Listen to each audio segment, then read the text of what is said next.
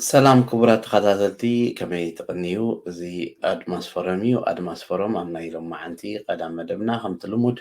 زي سومن زي أب زبانا زغني زيناتات نعو أرينا قطيرنا نبهم زينا لنا نلوم معنتي كنزارو ولينا مريتنا زلنا سلست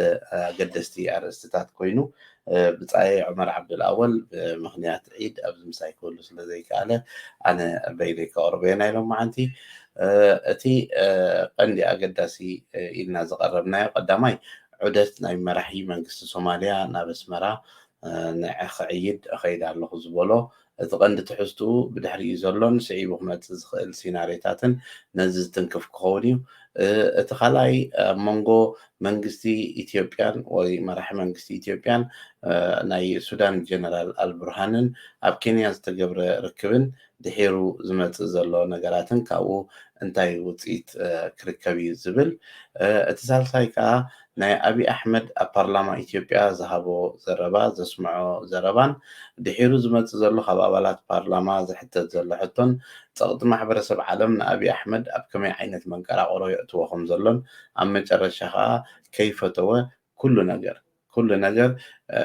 ነቲ ናይ ውሽጣዊ ጉዳይ ፀይሩ ክኸይድ ማዕረ ክንደይ ይሽገር ከም ዘሎ ነዚ እውን ከም ሳልሳይ ኣርእስትና ኣብዚ ሰሙን እዚ ካብ ዝቐነየ ናይ ዜና ሸፈነታት ቀሪብና ኣለና ኣብቲ ቀዳማይ ኣርእስቲ ክንመፅእ ከለና ከምቲ ኣቐዲምና ክንብሎ ዝቐነና መንግስቲ ሶማልያ ድሕሪ ምርጫ ምክያዱ እዚ ኣብ ስልጣን መፅኡ ዘለዎ ቅርበት ምስ ቲፒኤልኤፍ ወይ ኢፒአርዲኤፍ ናይ ኢትዮጵያ ዝነበሮ ቅርበት ፍሉጥ ኮይኑ መራሒ ሃገር ኣብ ዝነበረሉ ግዜ ብቅርበት ምስኦም ዝሰርሖ ዝነበረ ርድኡ ኮይኑ ኩሉ ከያይዱ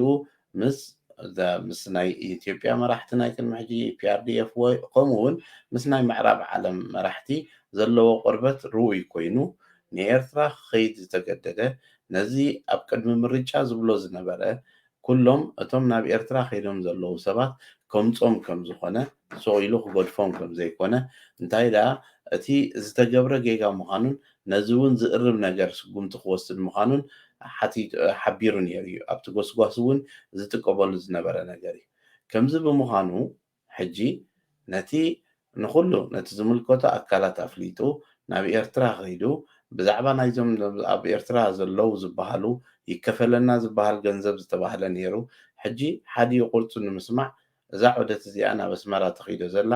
ነዞም መንእሰያት እዚኦም ብምክንያት ዒድ ከይዱ ሒዝዎም ንክምለስ ፈተነ ንምግባር እዩ እዚ ከይኮነ እንተተሪፉ ብድሕሪኡ ዝመፅእ ሓጎፅጎፃት ዲፕሎማስያዊ ሓጎፅጎፃት ርኡይ ክኸውን እዩ ምክንያቱ እቲ ዝነበረ ስምምዕ እንታይ እዩ ስለምንታይ ከይዕበይ ኣለዉ ክንደይ ካብኦም ክምለሱ ክኽእሉ እዮም ክንደይ ከ ተሪፎም ኣለዉ እቶም ዝተረፉ ኸ ከምቲ ቅድሚ ሕጂ ብትሕምትሕም ዘውፅኡ ኣብ ታዕሊም ዝሞቱ ኣለውና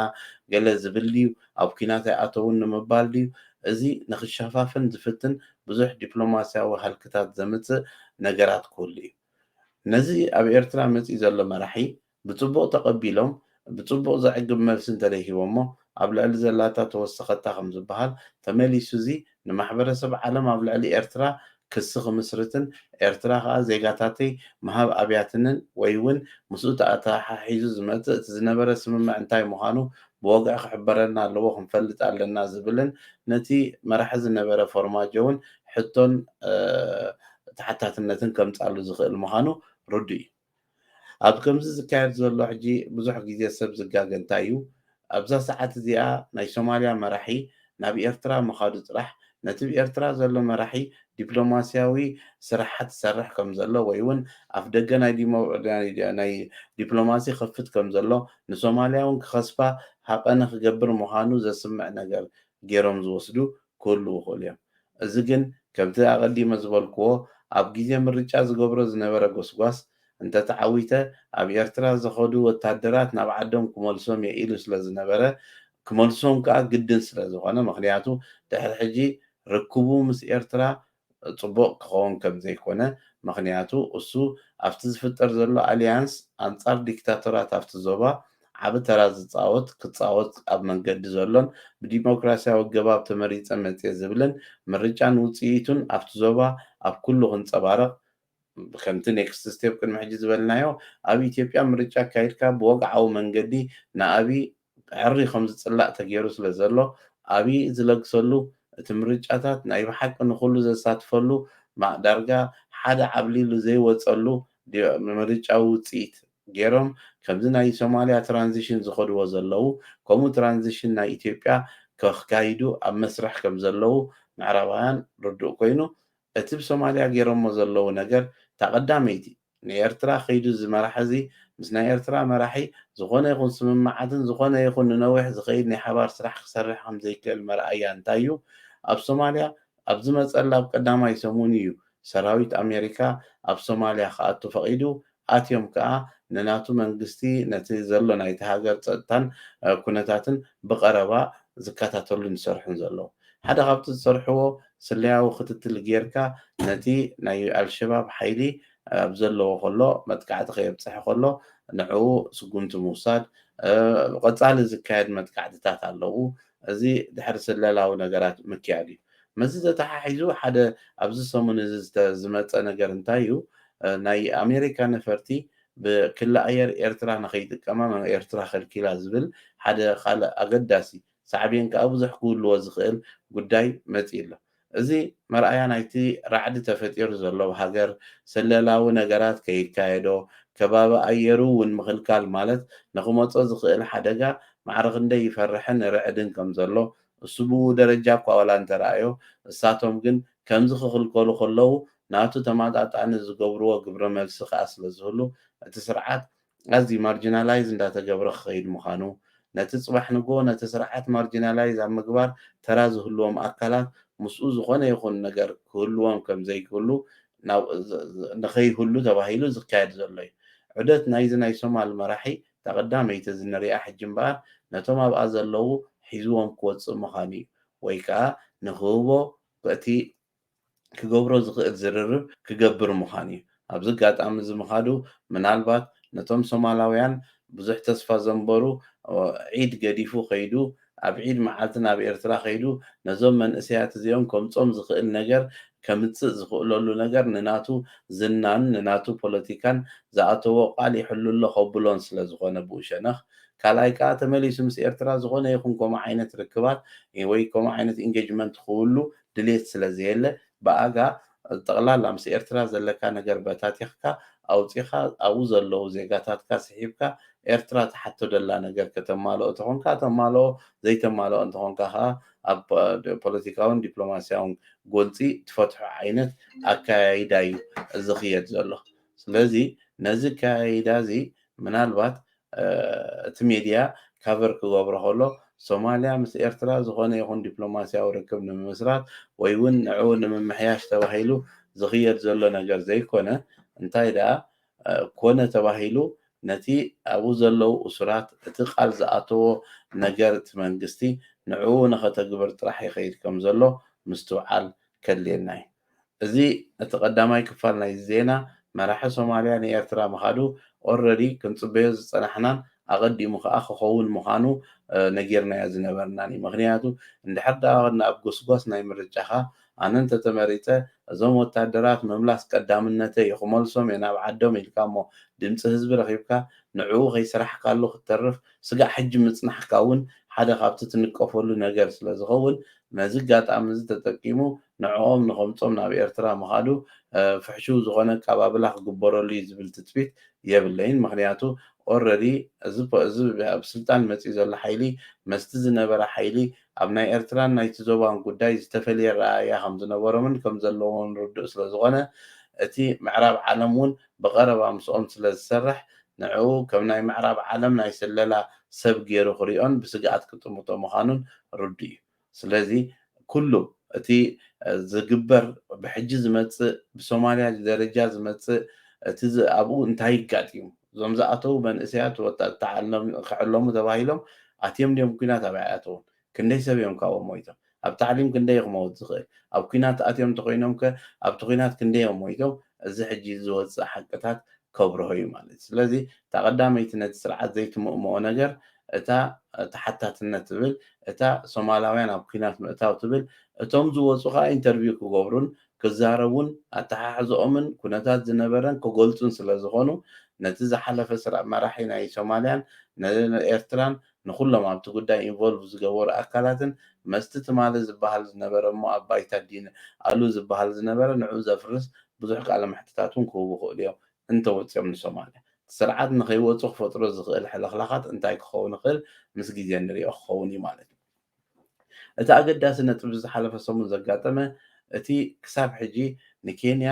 ናይ ዝርርብ ማእከል ክትከውን እምቢ ዝብል ዝነበረ ኣብይ ናብ ካልእ ሳልሳይ ሃገር ክኸውን ታንዛንያ ዶ ገለ ዝበሃል ዝነበረ ሕጂ ግን እቲ ፀቕጢ ናይ ምዕራብ ዓለም ብፍሕት ከብሎ ስለ ዘይከኣለ ነቲ ብማእከልነት መንግስቲ ኬንያ ንክግበር ዝበሃል ዘሎ ዝርርብ ናብ ምቕባል ገፁ ከይድ ከም ዘሎ ሓደ በቲ ካልኣይ ሸነኽ በቲ ብሱዳን ተፈጢሩ ዝነበረ ንኣምሓራ ክልል ዓብ ስምባደ ዝፈጠረ ስጋዕ ኣፋፊት ጎንደር ዘብፅሐ ናይ ሱዳን ሚሊታር ምትእትታው ድሕሪቶም 7 ሱዳናውያን ዝተቆትሉ ወታደራት ብድሕሪኡ ዝመፀ ማለት እዩ እዚ ኣብ ኬንያ ምስ ኣልቡርሃን ተራኺቡ ኣብ ዝገበሮ ዝርርብ እቲ ኩናት ካብቲ ዝነበሮ ረገብ ኢሉ ኣብ ምዝርራብን ብምዝርራብ መንገድን ነቶም ናይ ኣምሓራ ሓይልታት ተመሊሶም ናብቲ ኩናት እቲ ከምዘይኣትዉ ነቲ ከባቢ ከጥቅዑ ከምዘይፍትኑ እንታይ ደኣ እቲ ዝኸይድ ዘሎ ነገር እስካሌት ከይገብር ደው ከብልዎ ናብ ናይ ሓባር ስምምዕ ከም ዝበፅሑ ካብቲ ዝነበረ ርክባት ልሒኹ ዝወፅእ ዘሎ ሓበሬታ ኣሎ እዚ ከዓ ኣብ ባይታ ክንሪኦ ከለና እቲ ዝቐነየ ኩናት ናይ ከቢድ ብረትን ገለን እውን ዝግ ኢሉ ሱዳን ኣብ ዒድ ምባዓሎም እቶም ሰብ ጎንደር ከዓ ንኣብይ ክመዓትዎን ምስ ኣብይ ሕሳባቶም ክፃመቑን ይረኣዩ ኣለዉ ስለዚ እቲ ናይ ኬንያ ርክቦም እቲ ሓደ ነቲ ዝነበረ ባይታ እስካሌት ንከይገብር ዝገተአ ነገር ፈጢሩ ክነሱ ካብኡ ቁሩብ ከይረሓቕካ ግን ብወገን ቤንሻንጉል ብኣሶሳ ንኣሶሳ ንምሓዝ መጥቃዕትታት ምክያድ ኣብቲ ከባቢ ናይ ኣባይ ግድብ ኣብኡ ኩናት ይካየድ ከም ዘሎ ፅዕፅዕ ኩናት በቲ ሓደ ሸነኽ እቶም ናይ ኣምሓራ ሓይልታት ኣብ ኦሮሚያ ኣትዮም ስጉምትታት ብምውሳዶም ሕለም ምፍድዳይ ይኸይድ ኣሎ ብዝብል በዓል ጀውሃር ዝመርሕዎ ፖለቲከኛታት ናይ ኦሮሞ እሳቶም እንድሕር ዳ ሰራዊት እዚ ኣትዩ ኣብ ኦሮሚያ ስጉምቲ ወሲዱ እዚ ጉዳይ እዚ ውፁእ ናይ ዘርኢ ኩናት ክኸውን እዩ ስለዚ ክብሉ ከለዉ በንፃሩ ከዓ እቶም ናይ ኣምሓራ ኣባላት ፓርላማ ከይተረፈ ኣብ ኦሮሚያ ከባቢ ዘለዉ ተወላዶ ኣምሓራ ክዓጥቁ ክግበር ኣለዎ ብረት ክዕድን ክዕጠቑ ኣለዎ ምክንያቱ መጥቃዕቲ እንዳበፅሖም ከሎ መንግስቲ ክከላኸለሎም ስለዘይክእል ዘሎ ከነዕጥቆም ኣለና ዝብል ከዓ ኣብ ፓርላማ ከይተረፈ ዝመፅእ ዘሎ ርእይቶታት እዩ ሓደ ካብቲ ኣዝዩ ካብ ንቡር ወፃኢ ዝኾነ ናይ ሰሙን እዚ ኣባል ፓርላማ ኮይኑ ዝኸይድ ዘሎ ሓደ መን ኢብራሂም ዝበሃል እዩ ተወላዲ ኦሮሞ እዩ ነዚ ኩሉ ዝግበር ዘሎ ጭፍጨፋታት ተሓታቲ እቲ ናይ ኦሮሚያ ክልል ፕሬዚደንት መን ኢኹም ኣብዲሳ ዝበሃል እሱ እዩ እዚ ክለግስ ኣለዎ ኣብይ ወይ ነዚ ሰብ እዚ ተሓታትነት ተሕትቶ ወይ ከዓ እስኻ ባዕልኻ ተሓታቲ ናይቲ ነገር ኢኻ ብምባል ብዘይ ልሙድ መንገዲ ዓዊሉ ከምዚ ኢሉ ዝዛረብ ከም ዘሎን ብርሃኑ ጁላ እውን ምናልባት ንጆሃር እንተተካእናዮ ዝብል ሓበሬታታት ካብቲ ናይ ሚድያ ካቨሬጅ ክወፅእ ዝቐነየ እዩ እዚ ብዝነቕርቦ ዘለና ቀዳም ነቲ ዜና ማዕከናት ክብልኦ ዝቐነያ ንዕኡ ምትንታን ስለ ዝኾነ ትሕዝቶ ናይቲ ብዚ ቀዳም ንብሎ ንሕና ብዘፃረናዮ መንገዲ ዘይኮነ እተን ናይ ዜና ማዕከናት ክብልኦ ዝቐነያ እሞ ከዓ ንዕኡ ተኸቲልካ ዝገበርናዮ ምክትታል ናይ ዜናታት ምዃኑ ክትግንዘቡልና ብፍላይ እዚ ናይ ቀዳም ነቕርቦ እቲ ሰሙናዊ ትንታነ ነቲ ናይ ዜና ቀርኒ ኣፍሪቃ እተን ሚድያታት እንታይ ክብላ ቀንየን ንዕአን ናባኹም ነምፃሉ ስለ ዝኾነ ገለገለ ካብቲ ትሕዝቶታት ምናልባት ልክዕ ምስ ዘይከውን እተን ምንጭ ናይቲ ሓበሬታ ዝኾና ንዕኡ ኣናላይዝ ንገብሮ ከም ዘለና እምበር ንሕና ምንጭ ናይቲ ሓበሬታ ከም ዘይኮንና ንምሕባር እየ ብምቕፃል ኣብቲ ሳልሳይ ኣርእስቲ ኣብይ ኣብ ፓርላማ ኢትዮጵያ ቀሪቡ ሎሚ ብፍላይ መጎይ ዘለኹ ሓውደ ቤት ኦኬ የንብብ የለኹ ኣነስ ካለ ዝዛረብ ዘለዉ ትንታነ ዜና ስለ ኦኬ ህድእ ክብል እየ ድሓነ ማይ እውን መድለየኒ ነይሩ ሓካ ስለዚ እቲ ሳልሳይ ኣርእስቲ ኣብ ፓርላማ ናይ ኢትዮጵያ ኣብይ ቀሪቡ ንዝቐረበሉ ሕቶታት ዝህቦ ዝነበረ መልስታት እዩ ተቐዳመይቲ መልሲ ምስ ኣሸበርቲ ከመይ ጌርካ ዝርርብ ትገብር ኣሸባሪ እዚ ፓርላማ እዚ ኣሸባሪ ኢሉ ካታጎራይ ዝገበሮ ሓይሊ ከመይ ጌርካ ሕጂ ምስ እስኻ ኣብ ዝርርብ ትኣቱ ዝብል ሕቶ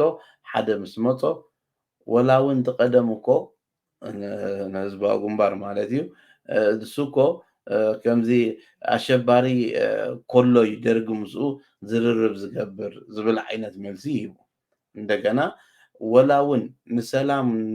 نقبرو نجر حجتاي مسلكم أبزي أتي بغت على زبلومو سبح دحر حجون كريو تناي بحكي أبكر مهزب خامت إخا عغم خمزي بلكا سخا خمزي توسن ማሕበረሰብ ዓለም ድላይ ክገብረካ ከም ዝኽእል እምቢ እንተኢልካ ወላ ፍሕት ክትብል ከም ዘይትኽእል ብንቕንዕና ንህዝብኻ ወሪድካ ንሕና ብባጀት ብዓቕሚ ብሓገዝ ብኩሉ ሒዞምና ስለ ዝኾኑ ዝበሉና ክንገብር ክንብል ኢና ንኸይድ ዘለና እምበር ንኣምነሉ ነገር ኮይኑ ይኮነን ክትብል ይከኣል ነይሩ ግን ከቢድ ሳዕቤና ኣሎ ነዚኣ ስለ ዘይክእልዋ እቶም ፖለቲከኛታት ካልእ ምክንያት እዮም ክፈጥሩ ዝኽእሉ أنصارت تمال زبلو وزنبورو كمول ولا كو حاجة أكيبنا خوف عبيدنا خنزاربون تبلناس كابينا خنمصم تبتينا من كم حرج إذا تبتنا دو أكيب كامليسكا قجاوي جبانة غوبريها زولم سبات حجة تمليزو نو كدن كوف كنبدينا من أنت سلام كنزارار بينا الصوم زوم أبالات برلمان همان بزعبا حزب تجراي كتحطوا يزقباكم نير بوليتيكا عالم كميدي سرح ናይቲ ዝመረፀካ ህዝቢ ናይቲ ከባቢ እስኻ ናትካ ኮንስቲትዌንሲ ቶም ንዓኻ ናብ ምርጫ እትዮም ደምፆም ዝሃቡኻ ናቶም እንዲኻ ትሕላቕ ህዝቢ ትግራይ ከዓ ኣብኡ ሪፕሬዘንትድ ክኸውን ኣይከኣለን በቲ ዝነበረ ፖለቲካዊ ሓጎፅ ጎፃት ስለዚ እሳቶም ከመይ ጌርና ኢና ንሕና ከምኡ ንገብር ከምኡ ንገብር ኢና ምክንያቱ እንተበሉ እንታይ ይኽብል ማለት እዩ ስለዚ ከድካ እቲ ክኸውን ዘለዎ ወይ ሰብ ክርድኦ ዘለዎ እንታይ እዩ እቶም ፖለቲከኛታት ዓቕሚ ከም ዘይብሎም ምስ ፈለጡ ከዓ ነቲ ህዝቢ ከምኡ ወዲ ፍትኑ እቲ ዝብልዎ ዘለዉ ውሳቶም ጥራሕ ቁኑዕ ምዃኑ ኣንጻር ናይቲ ማለ ዝብልዎ ዝነብሩ ክብሉ ሕጂ ስኽፍ ከም ዘይብሉ ንኩላትኩም ኣሕዋት ኣብዚ ዘለኹም ዒድ ሙባረክ ትብሉ ዘለኹም ኣላ ይባርክ ፊኩም ክብረት ሃበልና ፅቡቅ ዒድ እዩ ዒሉ እውን ነቲ ርእስቲ ክውድ እሞ ኣብ መጨረሻ ከመስግን እየ ንኩላትኩም በብዝመፃኹሞ ኣብ መንጎ ቋሪፀ ከምዚ ክምልስ ስለ ዘይደለኹ እየ እሞ ቴንኪዩ ነቶም ዒድ ሙባረክ ትብሉ ዘለኹም ኣላ ይባርክ ፊኩም ስለዚ ኣብታ ሳልሰይቲ ነጥቢ ክንከይድ ከለና እታ ቀንዲ ኣብይ ሕጂ ኣብ መዋጥር ይኣቱ ኣሎ እቲ መዋጥር ከዓ እንታይ እዩ ንኣብነት ጉዳይ ወልቃይት የልዕል ናብ ቅዋም መኸይድ ኣሎ ኣየናይ ቅዋም ጅራእይዎ እንድሕር ዳ ናብ ቅዋም ከይዱ እዚኣ ስሚርኩምላ ፅንሑ ናብ ቅዋም እንተኸይዱ እታ ናይ ፌደራሊስት ኢትዮጵያ ቅዋም እንተኸይዱ በቲ ብቲ ግዜቲ ኢትዮጵያ ተባሂሉ ዝተዋህበ ቦታ ኩሉ ትግራይ ተባሂሉ ዝተዋህበ ቦታ ኩሉ ትግራይ ክኸውን እዩ ስለዚ ብሕጊ ኢና ንኸይድ እስኻ ከምኣ ኢኻ ትብሎም እዚኣ ዘረባ እዚኣ መዓስ መፅያ መስለኩም ገና ጅምር ምስ በለ ዝሽግር ኣምባሳደር ኣሜሪካ ኣብ ዩኤን ናይ ሽማታ ሰበይቲ ዝበለተን ነጥቢ ሰነ መጀመርያ ልኡላውነት ዝሓለወት ኢትዮጵያ ካልኣይ ሓድነታ ዝሓለወት ኢትዮጵያ ሳልሳይ ሽዑ ሰብኡይ ዝበለ ኣብ ውሽጣዊ ጉዳያትና ንምንታይ ተኣትው ድበልሉ ሳልሳይ እንታይ እዩ ሓይልታት ኣምሓራ ካብ ሒዞሞ ዘለዉ ናይ ትግራይ ከባቢታት ክወፁ ናይ ኤርትራ ሰራዊት ካብ ውሽጢ ጉዳይ ናይ ኢትዮጵያ ክስሕብ እዘን ኮንዲሽንስ እዚአን እዮም ዘቐምጡ ነይሮም ሽዑ እንታይ ተባሂሉ ናይ ኤርትራ ዝተሓን ፀገም የለን ናይ ኣምሓራ ሓይልታት ካብ ትግራይ ክወፁ ክብሉ ከለዉ ሲ እዞም ኣምሓራ ናትና እዩ ዝብልዎ ዘለዉ ናይ ወልቃይት ከባቢ ከመይ ጌርካዩ ካብ ትግራይ ተባሂሉ ውፁ ዝበሃል ምስ ተባህለ እታ ስታትስኮ ክትምለስ ኣለዋ እታ ሕገ መንግስቲ ናይ ኢትዮጵያ ትሰርሕ ዝነበረት ቅድሚ እቲ ኩናት ብኣ መሰረት ኣብ ዝነበርዎ ክምለሱ ኣለዎም ዝብል ዘረባ ነይሩ ከይዱ ኣብይ ላዕሊ ኢሉ ታሕቲ ኢሉ መራሕቲ ናይ ኣምሓራ ክልል በጭራሽ ወልቃይት እንደዛ አይሆንም እንዳበሉ ክብሉ ምዃኖም ግን ወላ ሓንቲ ክገብሩ ከም ዘይክእሉ ክቕየሩ ምዃኑ ግን ኣቐዲምና ኣብቲ ዝሓለፈ መደባት ንነገር ነርና ምክንያቱ እቲ ናይ ብሓቂ ፓወር ቤዝ ኣበይ ከም ዘሎ ሰብ ክርድኦ ኣለዎ ኣብይ ሰኢልካ ገልጠምጠም ኣይትበል እቲ ቅዋም ጥራሕ በሎም እዩ ዝበሃል ሽዑ መፅኡ ከም ሓድሽ ተኣምር ከም ሓድሽ ነገር ኮይኑ እዚ እኮ ክንሓስብ እንተኮይንና ከም ሃገር ንሕና ብሕግን ሕጋውነትን ቅዋም ኣለና ብመሰረት ቅዋምና ክብል እዩ ኣየናይ ቅዋም ብመሰረት ቅዋም ከይዱ ነቲ ምርጫ ነቲ ካልእ እንደይተኸተሎ ቅድሚ ሕጂ ክውዕየካ ብማንካ ክዘሕለካ ብኢድካ ኣይከውንን ስለዚ እቲ ኣተሓሳስባ እንታይ ክኸውን ኣለዎ? እዞም ኣብ ኤርትራ ዘለዉ መራሕቲ ምስ ማሕበረሰብ ዓለም ከኺዶም ዘይክእል ዘሎ ነገር እንታይ እዩ? ካብ ኩሉ በቲኾም ነቲ ዕጫ ናይቲ ሃገርን ናይቲ ህዝብን ብናቶም መንገዲ ከኺድዎ ዝፍትኑ ዘለዉ እዚኣ ስለ ዘይቅበሉ እዮም። እዚኣ ዘይምቕባሎም ሕጂ ከም ጅግንነት ገይሮም ዝቆፅርሎም ኣለዉ። ውፅኢቱ ግን እንታይ? እስኻሲ በትበል ኣብ መጨረሻ እንታይ ውፅኢት ኣምፂኻ ንህዝብኻ ዝሓሸ መጻኢ ጌርካ ኣሎ ኪባር ኢና ኮይና ንክንደይ ዓመታት ብማዕቀብ ብክንደይ ሽግር ከይዱ ብመትከሉ ፀኒዑ ገለ ሕክምና ንህዝቢ ገብር ነይሩ ብዓለም ደረጃ ኣብ ሕክምና ሽም ዘለዎ ነገር ገብር ነይሩ ዘይሰርቫይቭል ኦኬ ግን ከምቲ ክኾንዎ ዝግባእ ከይኮኑ ተሪፎም እዮም ብብዙሕ መዐቀኒታት ማለት እዩ ሕጂ እስኻ ከዓኒ ንከምዚ ዓይነት ዝኸዶ ዘሎ ስርዓት እቲ ስርዓት የዋፃኒ ኢሉ ከይድዎ ምሽ እቲ ካልእ ፖለቲከኛ ግን ንህዝቢ ኤርትራ ፅባሕ ንጎ ምስ ዓለምካ ቋንቋ ዓለም ተዛሪብካ ከም ቋንቋ ዓለም ንካልኦት ማዕቀብ ግበረለን ፀቕጢ ግበረለን ዲእዎ ንዓኻ ከዓ ግበረልካ ዲእዎ ብኸመይ ተካውኖ ግን ረብሓታትካ እስትራቴጂካዊ ረብሓ ኣለካ ስጋ ሕጂ ነቲ ስርዓት ሓልይዎ ዘኺዶ ዘሎ ናይ ቀይሕ ባሕሪ እስትራቴጂካዊ ቋማምጣ እዩ ማዕድን ናይ ወርቂ እዩ እቲ ኩሉ እቲ ፀጋታት ናይቲ ሃገርካ ምስቲ ናይ ደገ ዲፕሎማስያዊ ርክብን ከም ዓለምካ ምዃንን እሞኸ እንታይ እቲ ዝሕተትከ ቅዋም ምትግባር ግዝኣቲ ሕጊ ምግባር ሰባት ሕጊ ዘይምእሳር ኣብ ከተምህር ከተዕቢ ገለ እንተኮይኑ ንምንታይ ሞ ደይትደልዮ ነታ ስልጣንካ ክትሕሉ ክትብል ነቲ ዝመሃር ሰብ ዩኒቨርሲታቱ ዓፂኻ ተካላብቶ ነቲ መንእሰይ ዝሓሸ መፃኢ ኣምፅኡ ተመሪዑ ወሊዱ ወለዱ ሪጉ ከይቀብር ትኽልክሎ ሓዳር ገዝኡ ከይገብሮ ብዓዲ ከይገብሮ ትኽልክሎ እዚ ኩሉ ዘብፅሕ ዘሎ ስልጣን ጥራሕ ደሊኻ እንተኮይኑ ኢስ ቱ ማች ኣብኡ ኢኻ ሕጂ እቲ ናይ ሃገርና ኩነታት ዘይተቐበሎ እዚ ስርዓት ኣብ ኤርትራ ዘሎ ስልጣን ጥራሕ ደልዩ እንተኮይኑ እዚ ኩሉ ዝገብር ዘሎ ኢስ ቱ ማች ማንም ኣይሓተቶን ነይሩ ኣትሊስት ነፃ እንተገዲፈዮም እንታይ ዝብል እቲ ሕማቅ ናይ ስርዓት ኣተሓሳስባ ከልብኻ ክእዘዘካ ኣጥምዮ ዓይነት ኣከያይዳ እዩ ዝኸይድ ሕጂ ነቲ ህዝቢ ክግዛኣለይ ተኮይኑ ከደንቁረለኒ ኢሉ ወሲኑ ከበሮ ትበሃል ነገር ኣምፂ እንዳሞትካ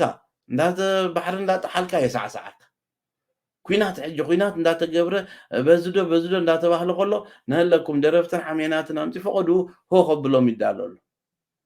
ሕጂ እንታይ ስለ ዝኾንና ኢና ፌስቲቫል ክንገብር ሕጂ ኣብ ሕማቅ እዋን ደይኮናን ዘለና ኩናት ደይኮናን ዘለና ዝብል የለን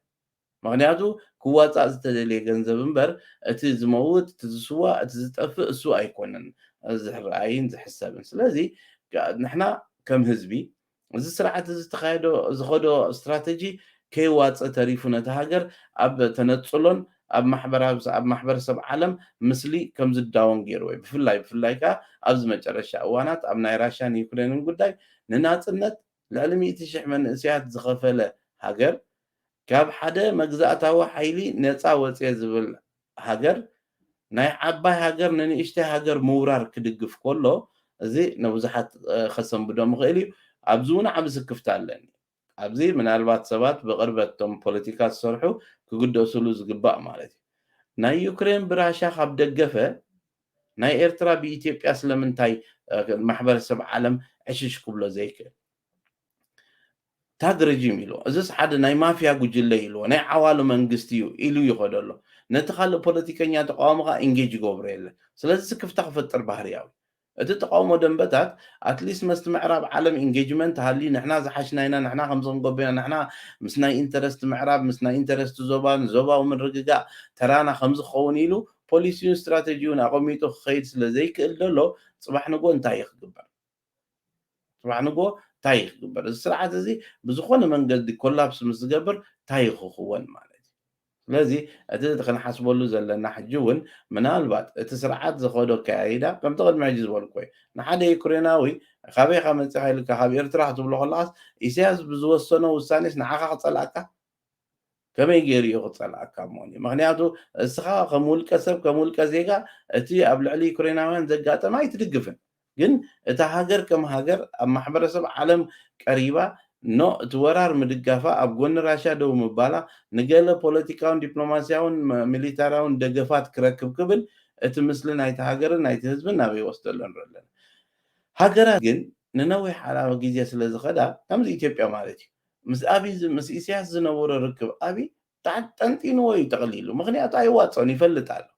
ስለዚ ኣብ ፖለቲካ ካ ነባሪ ዓርኪ ዝበሃል የለን ነባሪ ረብሓ እዩ ነባሪ ኢንተረስቲ እዩ ዘሎ ስለዚ ናይ ኣብዪ ረብሓ ንህዝቢ ኢትዮጵያን ንኢትዮጵያን ክመርሕ እንተኮይኑ ናይ ምዕራባውያን ኩሉ ካብቲ በጀገታዊ ድጎማ ጀሚርካ ኩሉ ዝህብዎ ሓገዛት ክህብዎ እንተኮይኖም ጥራሕ እዩ ነታ ሃገር ከመሓድራ ዝኽእል ነዚኣ ስለ ዝተቐበለ ከዓ ምስ ኢሳያስ ኣብ ጎንፂ ኣትዩ ነዚ ትሪእዎ ዘለኹም ኩነታት ተፈጢሩ ኣሎ ስለዚ እቲ ክኸይድ ዝኽእል ፅባሕ ንጎ ክመፅእ ዝኽእል ሲናርዮ መምሃሪ ኮይኑ ንዓና ብሕጂ እውን ዋናታት ፖለቲካዊ ምዕባለታት ዞባና ሃገርና ክንከውን እንተኮይንና ኣትሊስት ቋንቋ ዓለም ክንዛረብ ክንክእል ኣለና ዲፕሎማሲ ብኸመይ መንገዲ ሰርሕ ክፍለጥ ክከኣል ኣለዎ ብኩሉ ለቨል ኣብ መንጎኻ ነንሕድሕድካ ዝግበር ምቅርራባት ሰባት ኮምፕሮማይዝ ገይሮም ሕድገታት ገይሮም ኣብ ሓደ ክቐርቡ ብሓደ ንክሰርሑስ ክኽፈል ዘለዎ ዋጋ ክኸፍሉ ድልዋት ክኾኑ ምክንያቱ እቲ ስርዓት ክባታትነካ ስለ ዝፅዕር ከይትተኣማመን ስለ ዝደሊ ከመይ ጌርካ ትተኣማመን ከዓ ትኸይድ ብከምዚ መንገዲ እንተዘይኬልና ናይ ብሓቂ ኣሸጋሪ ክኸውን እዩ ስለዚ ምናልባት ሎማዓንቲ ብምክንያት ዒድ ናይ ፍርቂ ሰዓት ዝኸውን መደብየ ከቕርብ ሓሲበ ነይረ ብፃይ ስለዘየለ ዑመር ዓብድልኣወል ግን ሓዋራ ዮሴፍ ሓንቲ ሕቶ ሓቲት ኣሎ እሞ ንዓ መሊሰ ናይ ሎማዓንቲ በዚኣ ክዛዝም ኣብ ገዛ ጋይሽ ኮፍ ኣቢለ ከለኹ ንኸየቋርፆ ጥራሕ ኢለ እዚኣ ዘቕርብ ዘለኹ እታ ዜና ትንታነ ናይ ሰሙን እዚ ብኣይ ጥራሕ ኣቕሪባ ኣላ ብቐፃሊ ግን ምስ ሓዊ ዑመር ብዝሓሸ መንገዲ ደው ኢልኩም ብትሓትሉ መንገዲ ከነቕርብ መደብ ኣሎ እዛ ናይ ሓው ኣርኣያ ዮሴፍ ሕቶ ናብዚኣ ከብላ እሞ ክምልሳ I believe Abiy playing game to bring the DF to the table if he is into to be why he does send food to Tigray. Okay, and possibly starting what do you think? Well, እንታይ ይኸውን እዚ ኣብይ እቲ ናይ ሰላም ብድልየቱ ይኮነን ኩናት ከዓ ክገብር ኣይክእልን ፈቲ ጎደፎን ሕጂ ከዓ ፈቲ ይኮነን ደው ከብል ስለዚ እታ ቀንዲ ክንርዳእ ዘለና እንታይ እዩ ደልዩ ዝጅምሮ ኩናት የብሉ ኣይዋፆን ይፈልጥ እዩ ፅቡቅ ገይሩ ምክንያቱ ነቲ ኩናት ክዕወተሉ ዝኽእል እቲ ቴክኖሎጂካዊ ልዕልና እቲ ካልእ እንተመፅ እዩ ነዚ ከዓ ወላ የታልሎም እሞ ነቲዲኤፍ ኢልካ ሓሰብ ነቶም ምዕራባውያን ግን ከታልሎም ኣይክእልን እዩ ምክንያቱ ብናቶም ፀቕጢ እዩ ኩሉ ዝኸይድ ዘሎ ዘእትዎ ዘሎ ሓብኡ ዶ ገለ ዶ ዝበሃል ምናልባት ካብ ኢትዮጵያውያን ካብ ቲዲኤፍ ክሓቦ ክእል ካብ ምዕራብ ዓለም ግን ክሓቦ ይኽእልን ምክንያቱ ምስኡ ኣለዉ ምስኡ ኮይኖም ምስ ኣብሲ ፀብፃብ ዘቕርቡ ኣለዉ ኣብ ምክልኻል ኣብቲ ኩሉ ኣብቲ መንግስትነት ገለ ኣለዉ ኩሎም ከምቲ ዝብሎ እቶም ሚኒስተራት ነናይ ኩለን ሃገራት ሱቕ ኢሎም ኣይግደፉን ብፍሉይ ድሕብሕቡ ሚኒስተራት ኣለዉ ርክብ ዘለዎም መስቶም ናይ ምዕራብ ናይ ስለላ ትካላት እዚኣቶም ፀብፃብ ኩሉ ስለ ዝህቡ ሱቕ ኢሉ ክጅምር ክገድፍ ኣይገብርዎን እዮም ስለዚ እዚ ክነሓስቦ ዘለና እንታይ ሕጂ ኩሉ ሻዕ በቲ ድሌት ናትና መራሕቲ ብሃገርና ዘለዉ ብኡ ጥራሕ እዩ ዝካየድ ኢልና እንተኣሚንና እቲ ውሳኔታት ከምዚታት ጥርጣሪ ክመፅእ ይኽእል እዚ ግን እንታይ ድፍቀድ እንታይ ደይፍቀድ ግሪን ላይት ዝወሃቦን ዘይወሃቦን ካበይ ምዃኑ ርዲ ነዛ ትብላ ዘለኻ ቀንዲ መልሳ እኮ ናይ ቲዲኤፍ ካብ ደብረሲና ምምላስ ንቲዲኤፍ ባዕሉ እውን ዘዕገቦ ውሳኔ ይነበረ ማዕረኽ እንደይ ሞራል ናይ ሰራዊት ሞራል ናይቲ ህዝቢ ንኩሉ ከምዚ ትንክፍ ርዲ ግን ዝተፈነወሎም ሓደጋ ከዓ ናይ ህላዊ ሓደጋ ከምፅእ ዝኽእል እዩ ከምቲ ዝተባሃለ ሳፕላይ ላይን ክሃርሙልካ ቴክኖሎጂካዊ ልዕልና ገይሮም ንሓንቲ ኩለን መካኢናት ክሃርሙልካ ከበድቲ ብረት ክሃርሙልካ እቲ ብትግራይ ዘጋጠመ ቅድሚ ሕጂ ተመሊሱ ብድሮን ምክንያት ናብኡ ከጋጥምካ እንዳረኣኻ ከዓ ሱቕ ኢልካ ይጠፍእን ስለዚ እቲ ምዕራብ ዓለም እምቢ ምስ ትብሎ እንታይ ይገብረካ እንዳረኣና ብኸምኡ እንዳተኸደ ከሎ ተመሊስና ክንከይድ የብልናን ንብል እሞኒ ሓዋርኣያ መሊሰ መስግን ነቲ ወፈያኻ ኣብ ቀፃሊ ከዓኒ ብድምፂ ክትሓትሉ ትኽእሉ ኩነታት ክንገብር ኢና ንሎማዓንቲ እዚ እንተኢለ እቶም ዒድ ሙባረክ ትብሉ ዝባዓልኩም ኩላትኩም ኣላህ ይባርክ ፊኩም ፅቡቕ ናይ ዒድ መዓልቲ ውዒልና ኣለና ዝቕፅል ሶኒ ብካልእ መደብና ከምቲ ልሙድ ስጋዕ ንራኸብ ንኩላትኩም ሰላም ቅንያ ትብል ንሎሚ ኣብዚኣ ተኣኽለና